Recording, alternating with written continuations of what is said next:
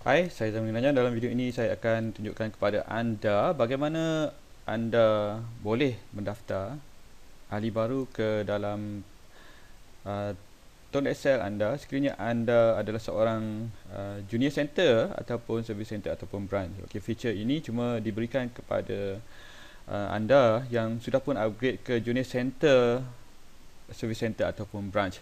Okey, dan anda boleh lihat di sini sekiranya selepas anda login ke members area, anda akan nampak Tone Group membership system, dan untuk ahli biasa anda tak akan nampak registration dekat sini. Tapi untuk junior center, service center ada butang registration di sini, di mana sekiranya anda klik di sini, anda akan dibawa ke laman web seperti yang anda lihat di sini, iaitu register new member. Okey, dan saya telah pun melakukan registration dengan menggunakan laman web ini, dan ternyata ianya adalah amat pantas. Jadi saya memang teruja dengan sistem ini. Maka walaupun kita akan menggunakan sistem SMS, tapi untuk pendaftaran yang mempunyai masalah, mungkin kita boleh menggunakan pendaftaran menggunakan laman web ini. Okey, jadi saya nak tunjukkan kepada anda bagaimana untuk melakukan pendaftaran ini. Dan saya mempunyai seorang prospek yang mempunyai masalah untuk mendaftar, jadi saya akan bantu beliau untuk daftar di sini. Okey, jadi anda boleh lihat di register new member di sini. Saya akan masukkan di sini kita boleh pilih my card, passport number, Army ID sebagai contoh sekiranya prospek kita adalah anggota tentera dan sebagainya, Police ID.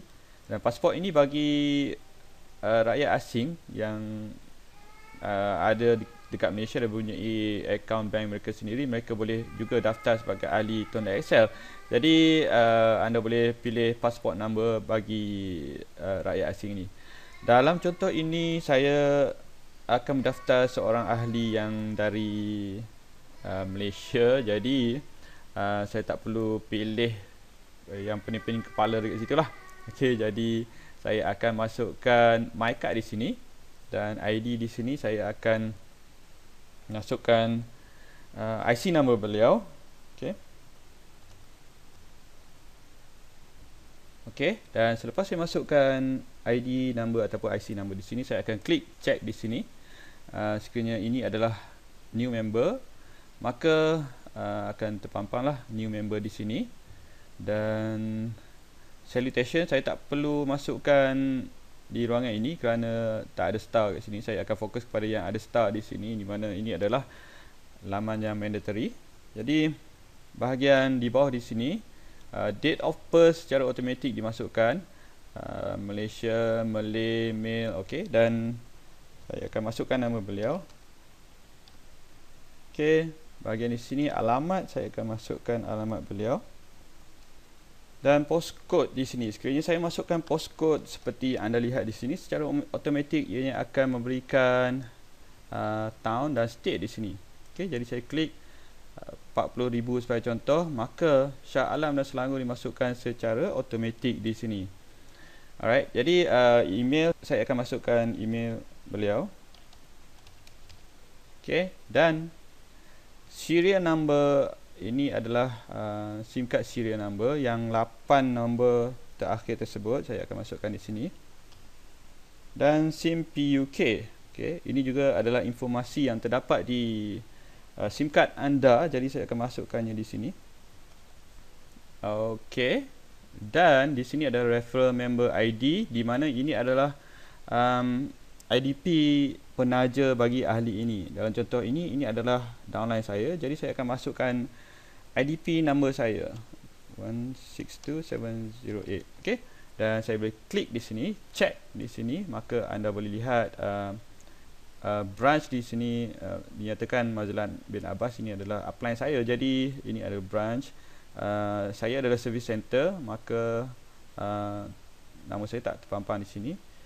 Jadi itu sahaja yang perlu anda lakukan, dan seterusnya anda klik I have read, understand and agreed to PDA Terms of Service and Disclaimer di sini, dan anda boleh baca apakah yang dimaksudkan di sini, dan seterusnya anda klik submit.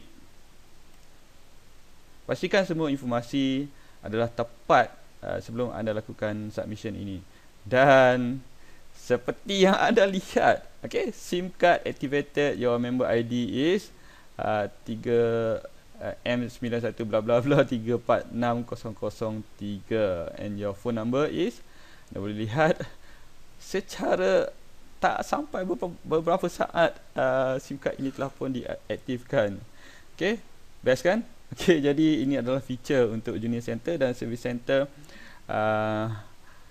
dan branch untuk mendaftar ahli. Bagaimanapun, saya sarankan kepada anda untuk menyuruh ahli anda daftar menggunakan SMS dahulu, kerana kita tak nak melakukan registration ini